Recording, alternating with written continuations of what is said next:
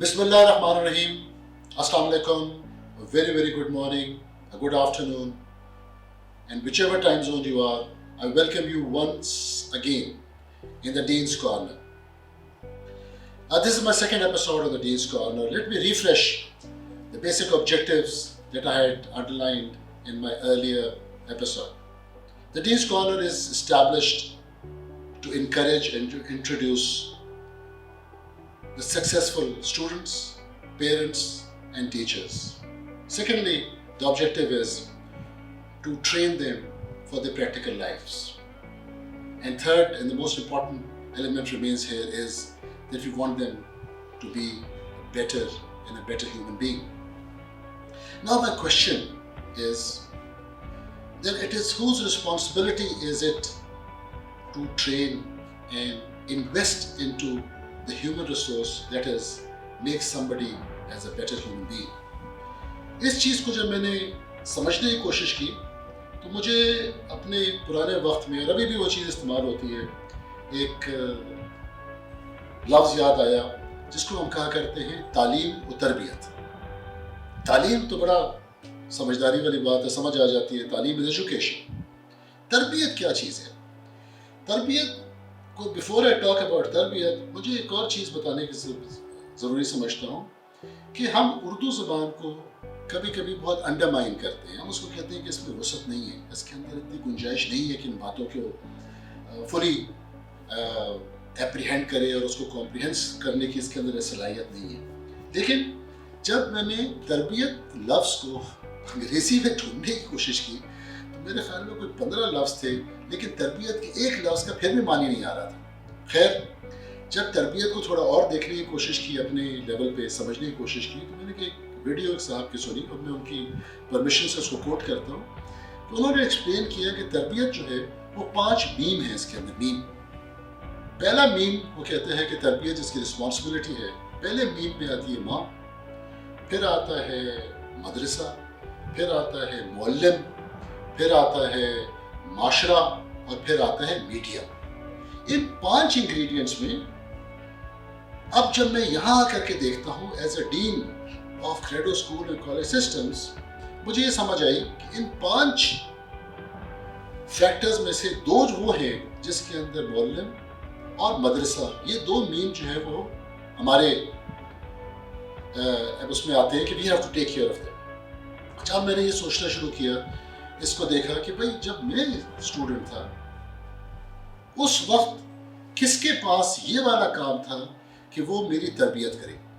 अच्छा, अब चूँकि मैंने अपनी एजुकेशन वाले ज़माने को सोचना शुरू किया, अपने बच्चों की एजुकेशन के ज़माने को सोचना शुरू किया, और आज जब मैं यहाँ पर एज अ डीन की कैपेसिटी में यहाँ बैठा हूँ तो मुझे ये ख्याल आया कि तरबियत, जब हम मुअल्लिम की बात तो कर लेते हैं, लेकिन वो कौन सा टीचर है कि जो आपको कैरेक्टर बिल्डिंग के ऊपर बात करे.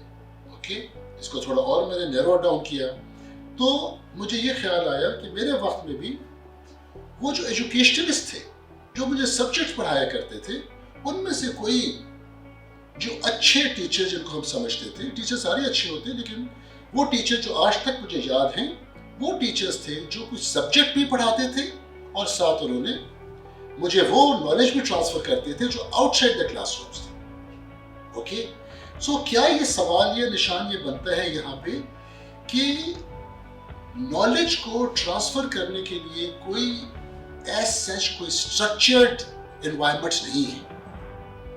ये बात समझ आती है. अच्छा, अब नॉन स्ट्रक्चर्ड एनवायरनमेंट्स भी अगर रहे, अनस्ट्रक्चर्ड एनवायरनमेंट्स भी रहे नॉलेज को ट्रांसफर करने के लिए, लेकिन क्या किसी एक इन 5 मीमों में, उन 2 मीम्स में, यानी कि मुअल्लिम और मदरसा में, जहाँ आज मैं बैठा हुआ हूँ, मैं अपने आप से पूछूं कि आपने एज अ मदरसा क्या किया तरबियत को यकीनी बनाने के लिए. जब इसको और सोचा तो मुझे वो चीज़ याद आना शुरू हुई कि जो मेरे एयरफोर्स के बैकग्राउंड ने मुझे सिखाई, और वो क्या थी कि हमारे मिलिट्रीज में, now militaries all over the world are supposed to be the biggest human resource centers because we have the maximum numbers of people that we have enrolled. तो जो मैक्सिमम पॉलिसीज और मैक्सिमम डॉक्ट्राइन्स और management की जो theories बनी हुई हैं जी, وہ بنی ہیں around the military doctrines, military training set up. اب میں آپ کو ملٹریز کی بات کرتا ہوں. ہم جب ملٹریز میں جاتے ہیں تو ہم جب وہاں سے نکل کر آتے ہیں، آپ لوگ پاکستان میں چیز کے فیملیئر ہوں گے کہ سینیورٹی فلاں جنرل، فلاں ایئر مارشل، فلاں سے سینئر ہے، فلاں جونیئر ہے. وہ کیسے سینئر جونیئر ہوتے ہیں؟ ہم لوگ جب اپنی ٹریننگ کمپلیٹ کرتے ہیں تو ہمیں ایک نمبر ملتا ہے جو ہماری ساری زندگی ہمارے ساتھ رہتا ہے. ناٹ اونلی پاکستان، یہ ہر جگہ پہ پوری دنیا میں یہ چیز اویلیبل ہوتی ہے. وہ جو نمبر مجھے ملتا ہے وہ کس بیسس پہ ملتا ہے؟ وہ مجھے ملتا ہے 60% of my classroom work and of my professional work and 40% is outside my classroom. And that is what to me knowledge center is outside the classrooms, is not inside the classrooms.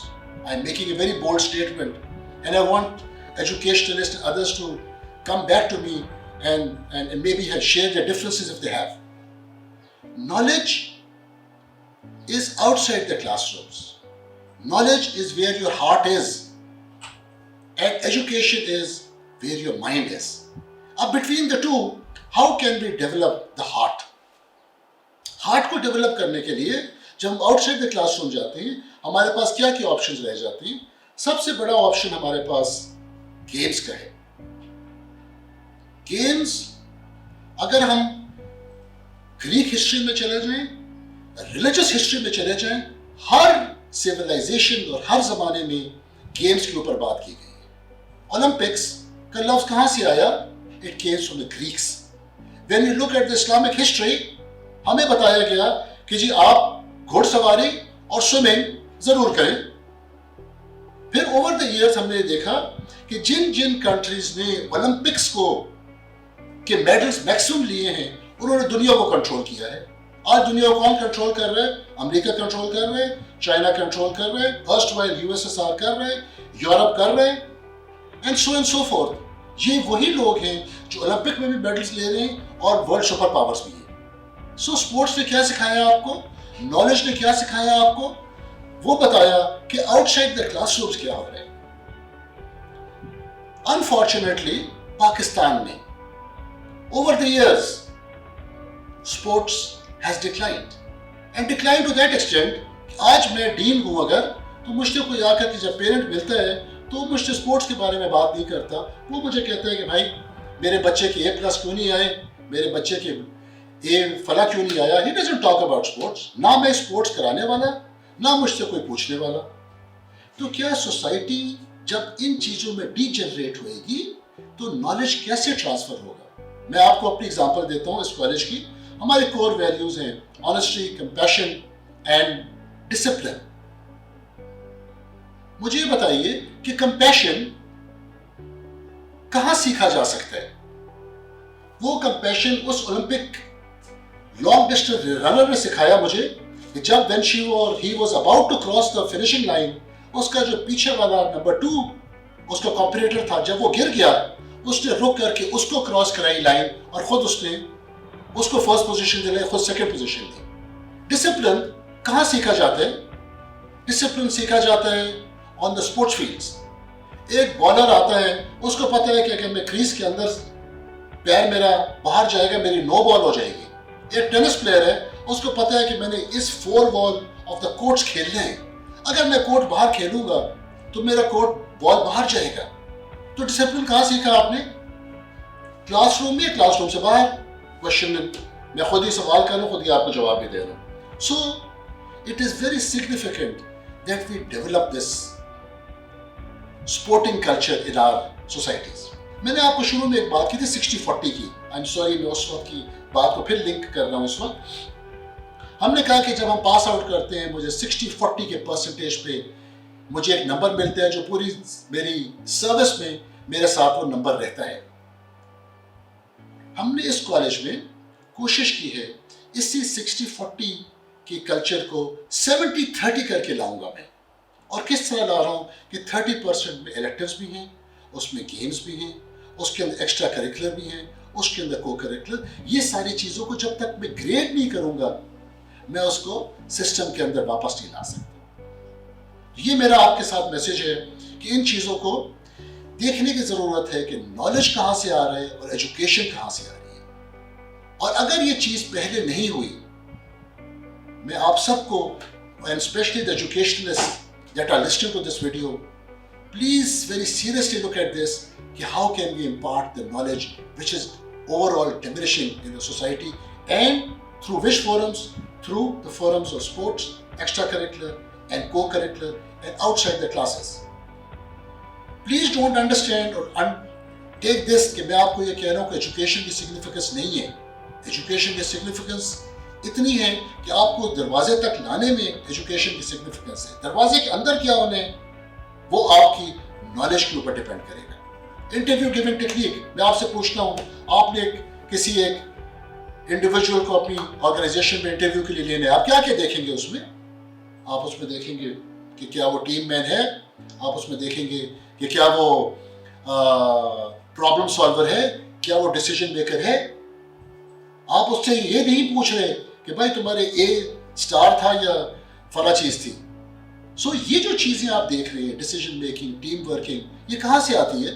ایک fit bowler جتنی اچھی team work کرے گا شاید یہ کوئی اور کر سکتے ہیں. سو اینی وے جی, my message through this video was on the tarbiyat, and within the tarbiyat, what is the significance of extracurricular, co-curricular and these activities.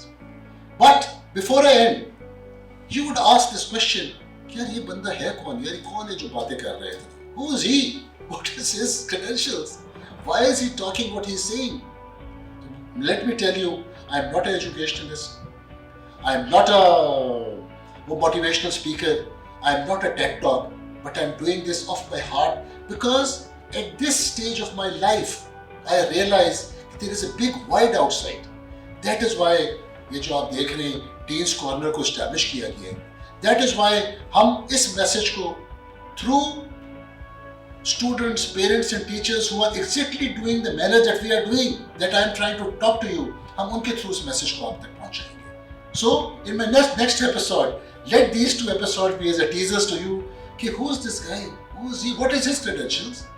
So let's wait for the next episode. So for so long, Khuda Hafiz, and take good care of yourself. Thank you very much.